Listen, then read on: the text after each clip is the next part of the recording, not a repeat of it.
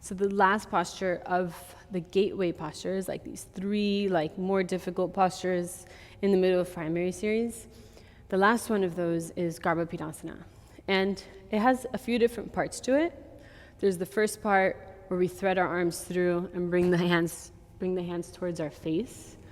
We hold for 5 breaths. And there's a second part where we're rolling back and up and around in a circle. And then there's the third part, Kukutasana, where we lift up. I'm going to do Kukutasana in a separate video. So I'm just going to focus on those first 2 parts for this video. So first we start in full lotus. And, full lotus is just a combination of what I broke down for getting into half lotus in an earlier video, but you just do that for both sides. And I'll break down full lotus in a separate video. But basically we get into a full lotus, and if full lotus isn't accessible to you, I will show you different variations after this. And now you need to thread your arms through this space between the calf and the thigh and the ankle. So, this has always been super hard for me because I have big calves and my arms aren't, I have a lot of muscle in my arms. So it's hard to get my arms through. And also my lotus has never been something that's super comfortable. It's feels pretty tight for me. I mean, it feels comfortable in the hips, but around the ankles, I've had a lot of ankle problems, and around it just all feels really tight. So this has always been really hard for me. And something that I really rely on is having water or sweat, because then that helps us to slide through. But before I do that, something that really helps me is to just open up the hole as much as I can. So when I do the first side, if I kind of lift this left thigh, I can open up the space a little bit. And then when I come through this side, if I lift this a little bit, that opens it up a little bit too. But here's kind of where I get stuck. I mean, I could probably wiggle through and be really uncomfortable, but I'm gonna add some water so it's a little bit easier to get my arm all the way through. So we're trying to get our arms through that hole. Another thing that helps is to spiral the hand as you go through. So kind of do this motion. Yeah, so you start with the palm down and then you spiral it up. Something about that action helps to kind of glide the arm through the hole. So the other thing about the water though is that you need to pull up your leggings, and you had to pull them up above your knee.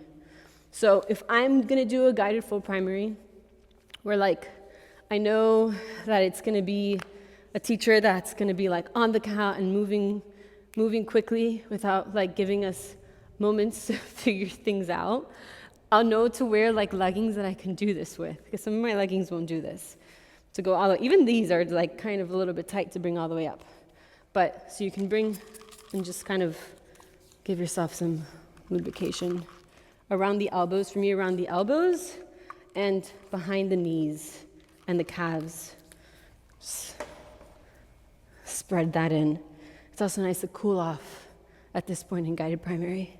Maybe even in front of the ankles here. Okay. All right. So you see, so much easier. And sometimes I even like to, for this first one, really bring it through, because you want to get the elbow to pass. Yeah, for this next part. And then elbow all the way through. So I need to wiggle it a couple times. Okay. We made it this far. I didn't know if that was going to happen. So from here, you bring your hands towards your face. And again, this is also really hard for me. Kind of like to use the other hand. And you breathe here 5 times. So you can have the hands all the way on the cheeks. That's a little bit hard for me.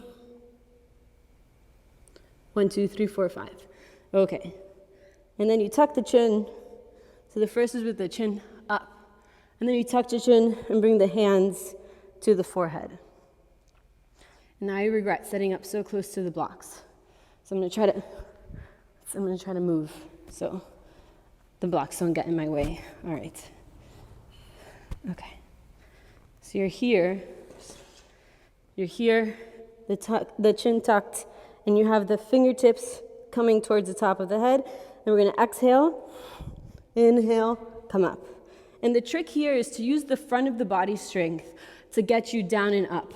So you're not doing this, going back and like letting the head come up, like letting the head come away from the hands, because then you don't have to use your core strength as much to keep the action of rolling. So if you keep the hands here,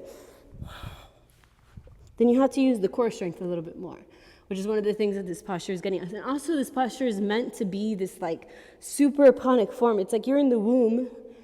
This posture is kind of alluding to being in the womb, the embryo pose. So you want to stay like really rounded the whole time. And you could also incorporate, you're rolling back and up, but you're also rolling around in a circle. All the way around. So you get to the front. And then you go, and ideally you stay on the mat. For some reason I fell off the mat. And then from here you go into Kukutasana, which I will break down in the next posture. So we're in this like super rounded form, tucking the chin, and we're staying here the whole time in the rolling back and up. So that might be difficult for you. So you just have to kind of like sort that out and figure out like what actions you need to do in the core to keep the hands here as you roll back and up. A lot of times people kind of like, they're here and they're here and they kind of like fall over to the side and they get stuck because their arms are like stuck in there and they don't know what to do. So if a teacher comes back up and puts you back in the center, then that can be helpful. I just also think it's kind of like a nice opportunity for humor in the practice. People are like, help, and they're like helpless, they can't do anything.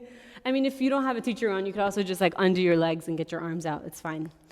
And the other thing to think about, since we're rolling back and up, but we're also rolling around in a circle, is you kind of like roll on one side of the spine, and then to go down, and then roll up on the other side of the spine to come up. So you're kind of, instead of rolling like straight up and down along the center of the spine, roll down on one side, and roll back up on the other side. And it's nice because it becomes like a massage for those muscles along the spine, especially if you have a really bony spine that like sticks out. That'll be really good for you to just kind of like roll on one side and then roll on the other side. Yeah, so that you don't roll like directly on the spine. And then that action also of rolling on one side and coming up, that action is what's gonna help you to turn around as you roll back and up. Yeah, because you kind of have to sort that out too, like how do I get it so that I'm rolling around in a circle? So it's that rolling down on one side, rolling up on another side. So variations are basically just like what to do if you cannot come into lotus, or if you're just, having a really hard time getting the arms through. You can just cross the shins, hold on to the ankles, and still come into this. So first you kind of lift the chin for the first 5 breaths, and then you round the spine and drop the chin, and you roll back and up here.